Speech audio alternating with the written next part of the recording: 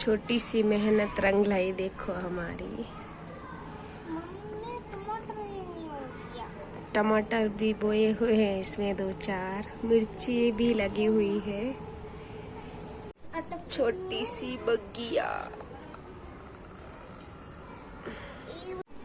मौसम देखो आप, कितना छाया हुआ है, अंधेरा सा लग रहा है। देखो सुबह से ही ऐसा है, शाम को 4 बज गई तब तक साफ होने का नाम भी नहीं ले रहा है।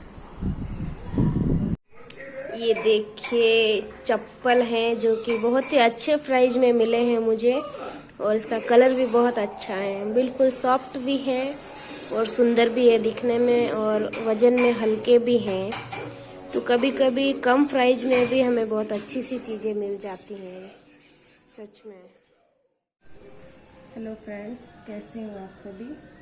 आई होप कोविड से सेफ होंगे। तो मैं और मेरी बच्ची कपड़े फोल्ड कर रहे हैं, तो हम दोनों एक एक कहानी सुनाएंगे। तो चलिए पहले तुम सुना लो। ठीक है, छोटी कहानी से फिर मैं सुना। एक मुर्गी थी, उसके 2 बच्चे थे। एक का नाम था, एक का नाम था। जब मम्मी को बुलाती थी आता था, को बुलाती थी आता था। तो मम्मी एक दिन डॉक्टर को, और मम्मी ने डॉक्टर से कहा जब मैं को बुलाती हूँ आता है, को बुलाती हूँ आता है। तो डॉक्टर ने कहा तो नाम रख दो, है ना, रख दो, हो गया। बहुत ही अच्छे है। अब आप सुनाओ। तो अब मैं कहानी सुनाती हूँ। तो तुम हिंदी में सुनना पसंद करोगी या हमारी मायड़ भाषा राजस्थानी? हिंदी में। तो चलिए हिंदी में सुनाती हूँ आपको। तो पुराने समय की बात है, और मैंने ये कहानी पुरानी जो टेप वगैरह आती थी उसमें सुनी थी, कैसेट के अंदर से, जो कि मुझे आज तक भी याद है। एक कुम्हार था जो मटके बनाने में, मिट्टी के बर्तन बनाने का काम करता था। उसके पास एक गधा था जो वो मिट्टी लाने ले जाने में यूज़ करता था। उसको, गधे को बर्तन वगैरह ढोने में काम में लेता था। एक दिन सड़क पर जाते जाते उसको एक चमकता हुआ मोती मिला, बहुत ही दूर से चमक रहा था। तो उसने सोचा कि ये बहुत ही चमकदार मोती है, तो मैं मेरे गधे के गले में बांध दूंगी तो मेरे गधे का गला बहुत चमकेगा और कितना अच्छा लगेगा मेरा गधा। लेकिन उसको ये पारख नहीं थी, उसको समझ नहीं थी कि हीरा है, डायमंड, उसको मालूम नहीं था। तो वो डायमंड लेके एक धागे में डालकर दूसरे दिन उस गधे के गले में डाल दिया। तो दूसरे दिन वो जैसे ही गले में से डाल करके निकला, फिर से मिट्टी ढोने के लिए और मिट्टी लाने के लिए जा रहा था। तो उसी वक्त सामने एक जैन भाई आए थे। जैन मतलब जैन लोग होते हैं ना, हाँ, वो आए थे। तो उनको पता चला कि हीरा और गधे के गले में, तो क्या करे।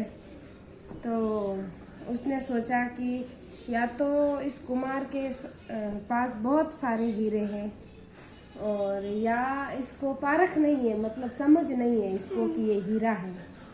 तो अब ये हीरा मुझे चाहिए, तो मैं कैसे लूँ। तो उसने एक तरकीब लगाई, और जैसे जैसे गधा पास में आने लगा तो वैसे वैसे वो भाई भी सामने से बड़े बड़े कदमों की तरह बढ़ने लगे। और जैसे ही गधा पास में आया और झट से उसको बाहों में लिया, गधा की गर्दन, और रोने लगा कि पिताजी पिताजी करके रोने लगा। तो कुम्हार देखता रह गया और बोलने लगा, क्या हुआ भाई साहब, आप मेरे गधे से लिपट कर क्यों रो रहे हो? तो उसने कहा कि भाई आपको पता नहीं है, ये मेरे पिताजी हैं, पूर्व जन्म में मेरे पिताजी थे।